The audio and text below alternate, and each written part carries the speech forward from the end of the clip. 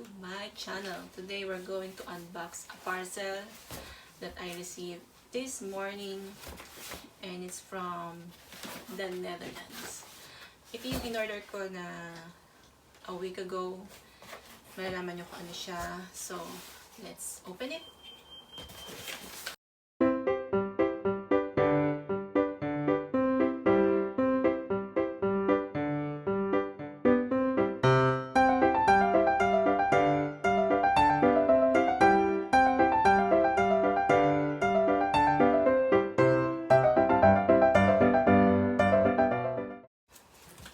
First things first, protective housing. Siyempre, pinakamahalaga sa lahat ito muna pala. This is Hero9 of GoPro. First time ko magkaroon ng GoPro, so let's see later. So, ito yung kanyang protective housing, which is waterproof. And then, this is the handlebar seat post pole mount. So, at ito yung free, yung rechargeable battery. And then, alam ko mayroon pang isa, which is yung memory stick. A few moments later. So we have 4 items here. We have the GoPro, the camera itself, the rechargeable battery, the handlebar seat post pole mount, tsaka yung protective housing. So, let's start with the camera itself. Tulad nga, sabi ko kanina, this is my first time to have a GoPro. So, let's see what's inside the box. Actually, it comes with the bag or the case. So, yeah.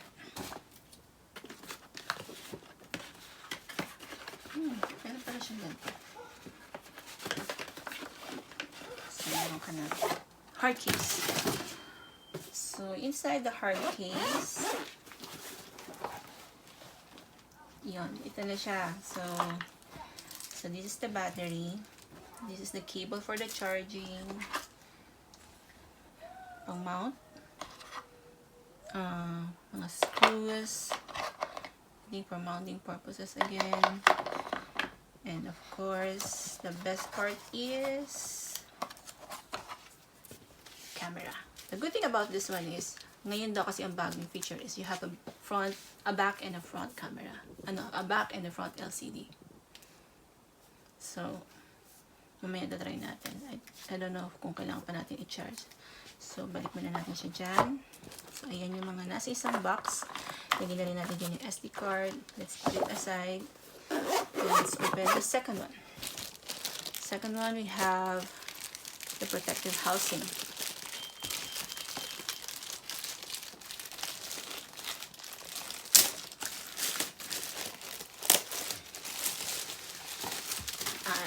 Kaya ako siya binili kasi sabi ko pwede ko siyang, sabi nila it's not just for underwater feature pero parang protection na rin sa camera mo for dust or for mud if ever nagbabike ka.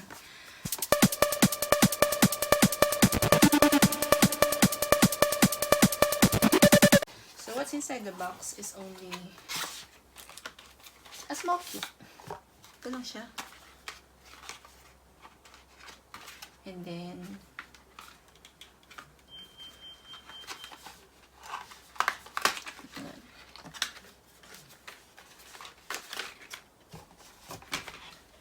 this is the waterproof case protector. So, try natin siya mamaya. Okay, moving forward, we're done with second box. We go to the third box.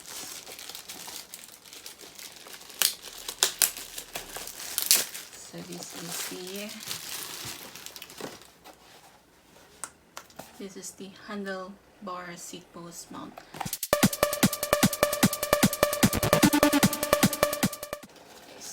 What's inside is we have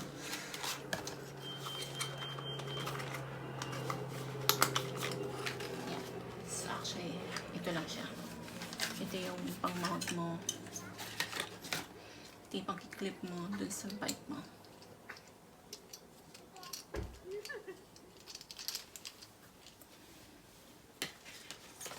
so that's the third box. Lastly, actually this one is only the rechargeable battery. So actually yung kasama sa free.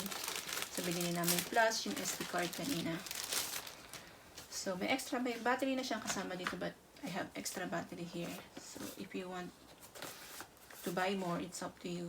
But for now, I think it's enough na meron ako extra battery.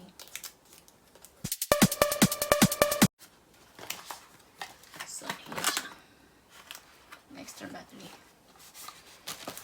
Later. So going back to the camera, so what's inside the box again, so yung cable, SD card is free lang siya, tapos pero sold separately to. Then the battery, sabi nila, nabasa ko kanina, this is for mounting lang, depende kung saan mo siya ilalagay, same as this one also. So meron siyang once solid tape, ito para to sa helmet or both. Ito lang siya para sa helmet. Okay, so this is for adjustment lang. Later on, gagawin natin. So going back to the camera.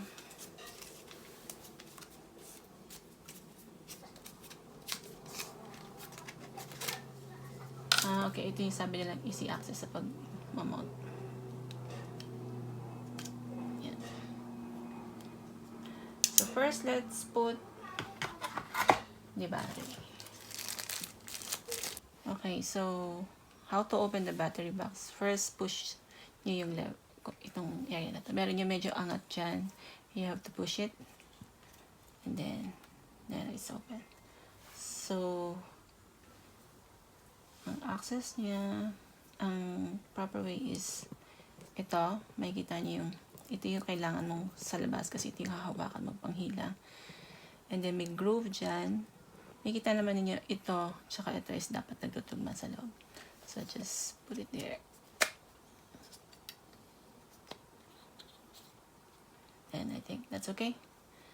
And then, nga pala, meron nga pala tayong instruction. A simple instruction how to open or how to put the battery and then kung paano mo siya i-charge.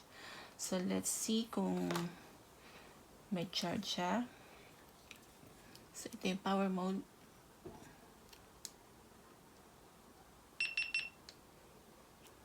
I think lobat siya.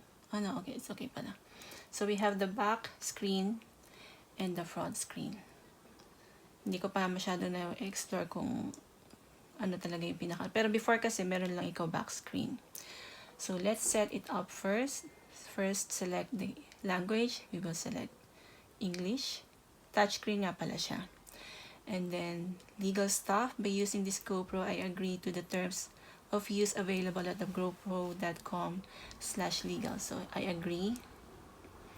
And then turn on to tag your footage with location, speed, altitude, and more. So turn it on. And then first, install the GoPro app on your phone to finish setup. I do have the app already, so I think okay na yung first one. Then second one, leave your camera on and follow the app instruction. So, let's go back muna sa ating app. Then, babalikan natin yung GoPro natin.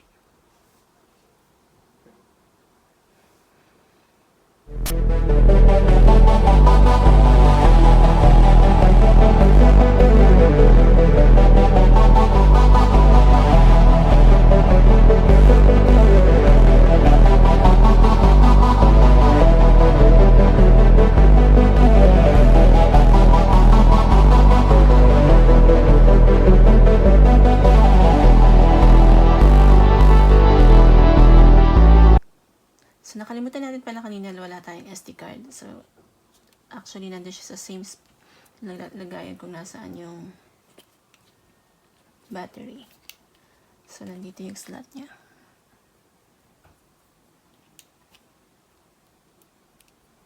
So, I think ready na siya.